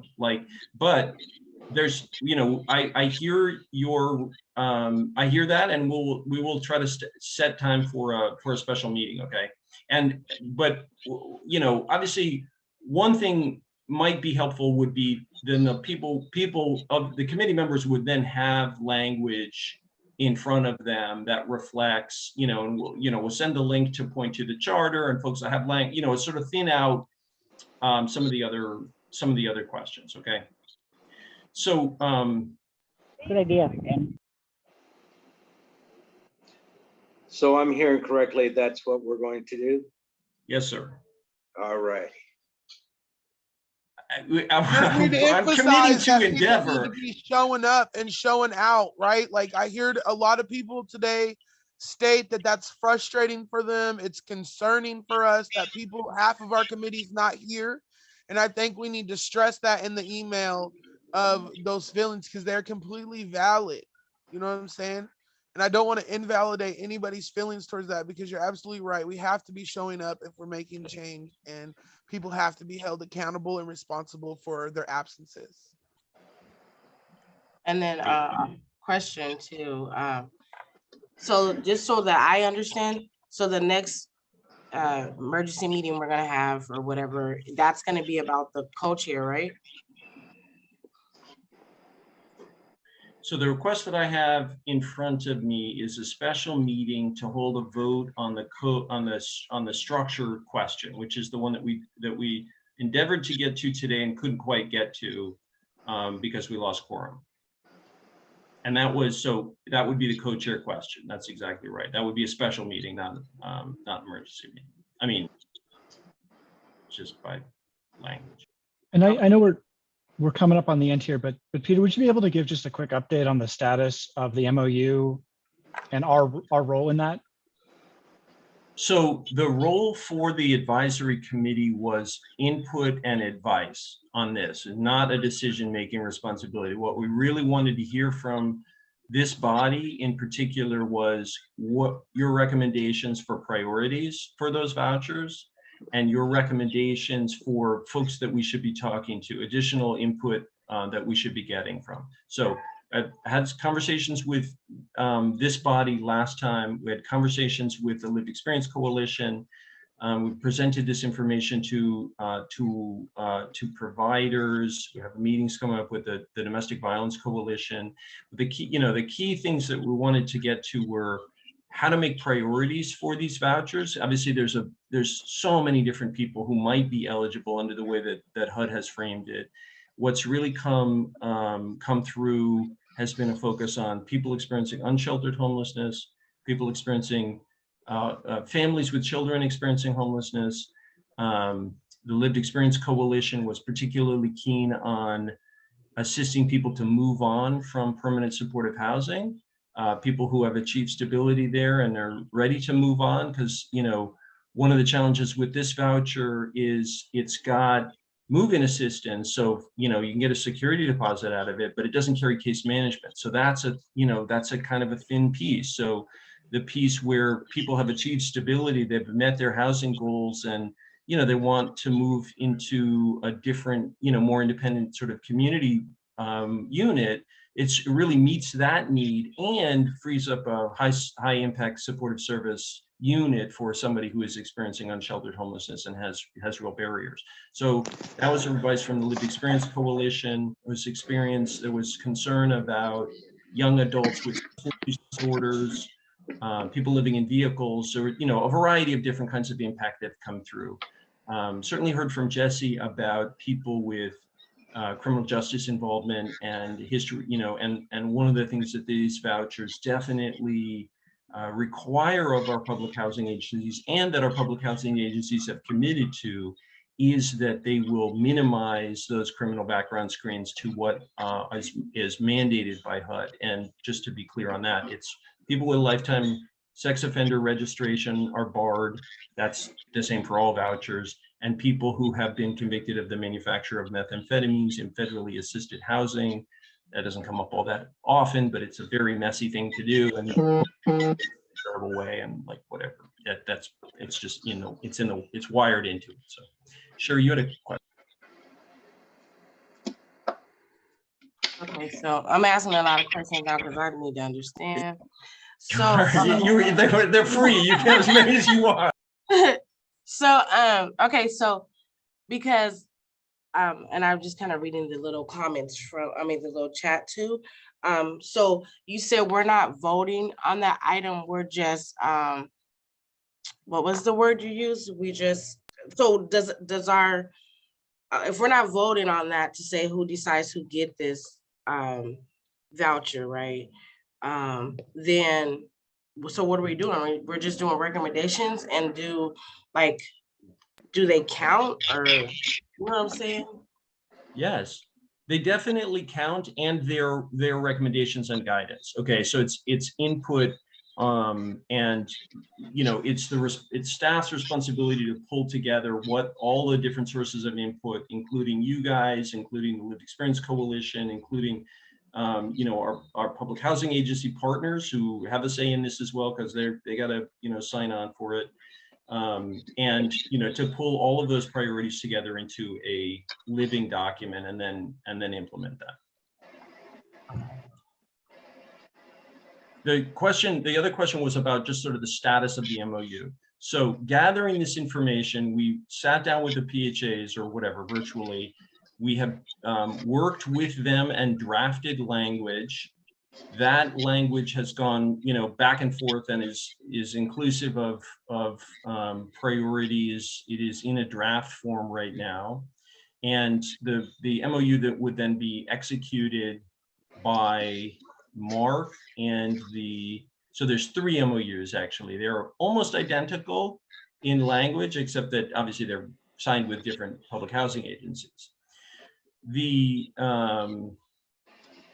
Just to be clear about the approach, because I mean, the key problem with these vouchers is the one that I outlined, is that they don't carry any services with them.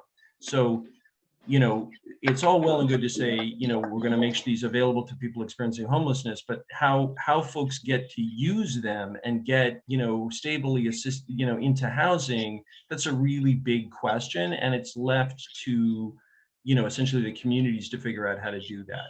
So one of the ways that we are,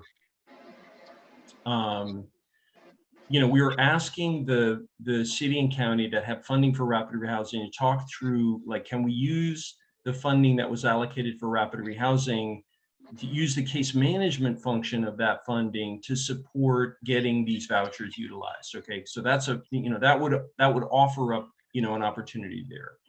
We do know that there are service providers who are currently working with folks who have case management capacity to help navigate folks through. And that's one of the things that we're going to, essentially call on, is the commitment of the service provider community to support people through the navigation process and through, achieving housing stability.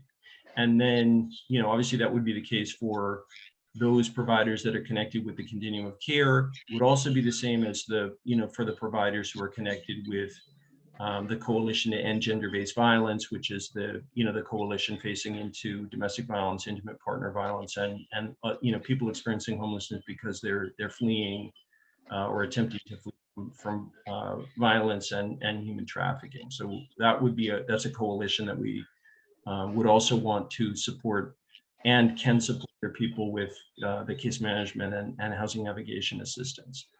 We're looking at there's one group of households that are experiencing homelessness that have been engaged with child welfare. So, there's a program called the Family Unification Program. It has a special allocation of vouchers. They're oversubscribed, so there's a waiting list for those vouchers, and the public housing agencies have asked us to allow some of these vouchers to be used for that purpose. And those families are experiencing homelessness. They're trying to get their kids back, having met the other requirements for, from the, child protection system and can't get their kids back because of substandard housing or homelessness. That's a situation that these vouchers would fix and allow, families to come together. So that's a good high, it's not that many, but it's a good high impact use. And families of color are definitely disproportionately impacted by, child welfare protection interventions. And so that's another one. We did get the request from the Lived Experience Coalition to validate the demography of that group of folks. So we want to make sure that that's consistent with enforcement actions by by child welfare. But again, that was one of the other requested areas. Okay, very brief. Yes, Marvin. Sorry, sorry. You have 30 seconds. Here's a quick 30. You mentioned 3 MOUs and 3 agencies. You may have named one, but there are 2 out in the wind that be good information to have. My apologies. King County Housing Authority got the most vouchers, I think 770 or 768. This Seattle Housing Authority got the second largest number, which was 498. And the Renton Housing Authority got 52 or something like that. And we've been in dialogue with all of them. Renton is in the interesting position of having more landlords than vouchers. That's not a common problem for a Section 8 program. As a former Section 8 director, I can tell you that is an uncommon problem in this environment. So they actually are leasing families that are coming from the King County Housing Authority and from Seattle in their jurisdiction because they're, people are finding, ready units. So we're expecting good uptake in Renton. Seattle is a much bigger challenge from a leasing perspective. We're gonna have to get a little more creative there. King County covers a lot of different territories. So Karen. If they already got the vouchers, then what do we need to decide about? I don't get it. So they have the vouchers in a, sorry, I accidentally hit mute. They have the vouchers in a theoretical way. What they need is a signed agreement with the continuum of care, and with the and making sure that there's a way to sort of issue them. So they don't have the vouchers have also not been deployed, and the housing authorities don't use their ordinary wait lists. They have a special separate wait list for these vouchers. So they're going to be, they're going to be issuing them to people experiencing homelessness, which they have some special intake programs now, but this is a special, intake program on top of that. The people have to come through coordinated entry, which doesn't mean they have to be drawn out from CEA the way that it has been, but coordinated entry needs to manage that connection.